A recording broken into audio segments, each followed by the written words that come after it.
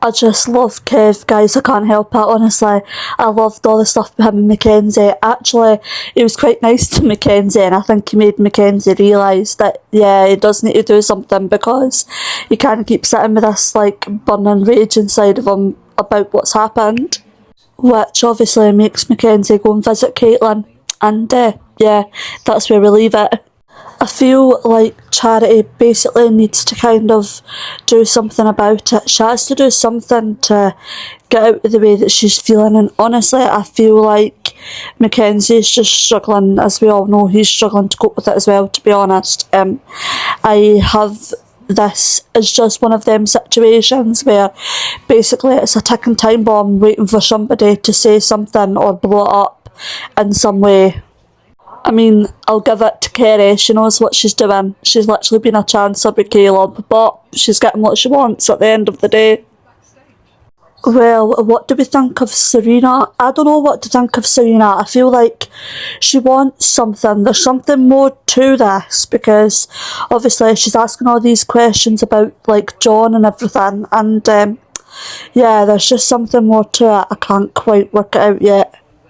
Well, first of all, I'm glad that Charity and Ryan made up and that Serena made her say sense. But yeah, looks like Caitlin is going to die. She's going to get her justice and she's going to die. The question is, how is that going to happen? Is it going to be a whodunit? How is it going to happen? Obviously, Mackenzie's went and basically told Caitlin exactly what he thinks of her, which I absolutely don't blame him for after everything that she's put him through. I love Mackenzie when he's like this. I actually love when Mackenzie's fired up and he's like, do you know what, I'm actually going to tell you exactly what I think of you because that's what I think. And yeah, so that was so good. But yeah, looks like Caitlin's going to die and she's going to finally get her comeuppance, thank God.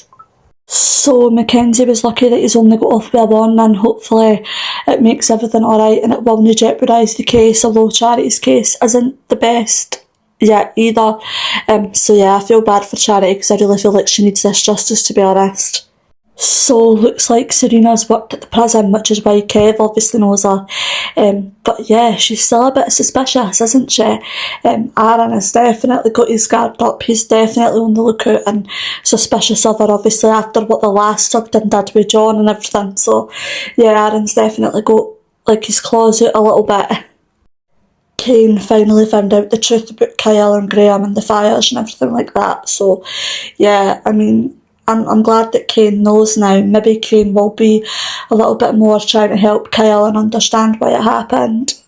Mackenzie is going to bust this lid with Ross at any given second. Like, he can't handle the fact that, like, it was Ross and this is what's happened, and yeah, he's about to blow up at any given minute, basically. Nicola and Kev are the best, like, so funny. Obviously, Kyle knows the truth about, like, Joe with Noah, and that's how the limo crashed and everything like that. So basically, that's how, obviously, Amy died, and he knows now, which he's obviously so angry about. I mean, you can't blame him, and I feel like it's going to cause a whole heap of problems because Kane wants Kyle to stay away from Home Farm altogether, but I don't think Kyle will do that, not while he knows this.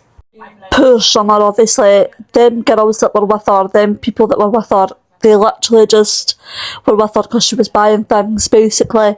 But I'm glad that she's kind of, well, she has realised that now and she's back with Amy and Nina and Asha and Mary. That was actually funny, that in the bistro when Nina, Summer, Asha and Mary and everybody were all there for lunch. It was so funny. And Asha also seeing her paramedic friend again. I actually think that Asha really likes her. Well, Sarah's got a bit of a problem, and Jodie, obviously, she did pull Jodie up about what happened and that she knows it was her that obviously banged her out of the head that night, but Jodie's caught her out in the lie of the time that it was at and stuff like that. So Jodie's like, you're obviously hiding something, and yeah, oh, Sarah, she's the last person you want to have this over you.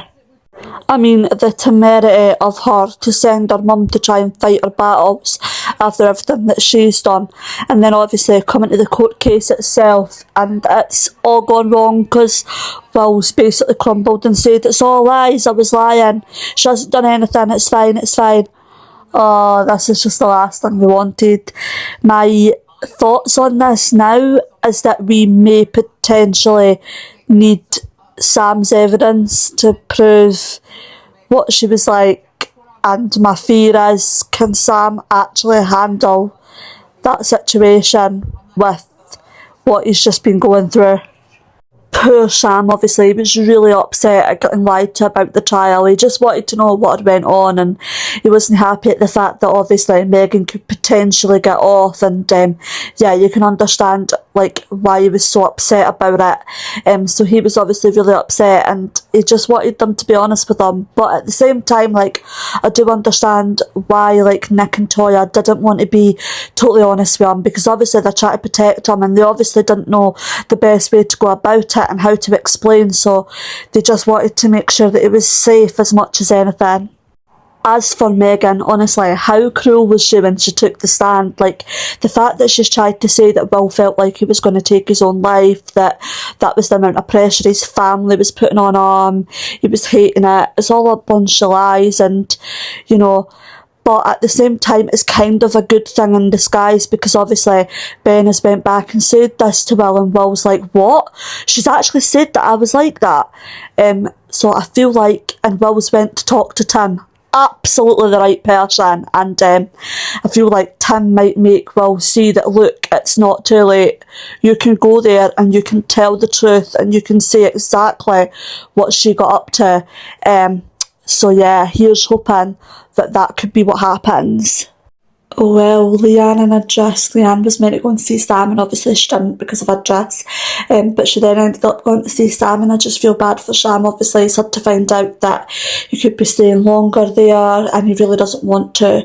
He obviously is ready to come home. He wants to come home. So, yeah, I feel really bad for him.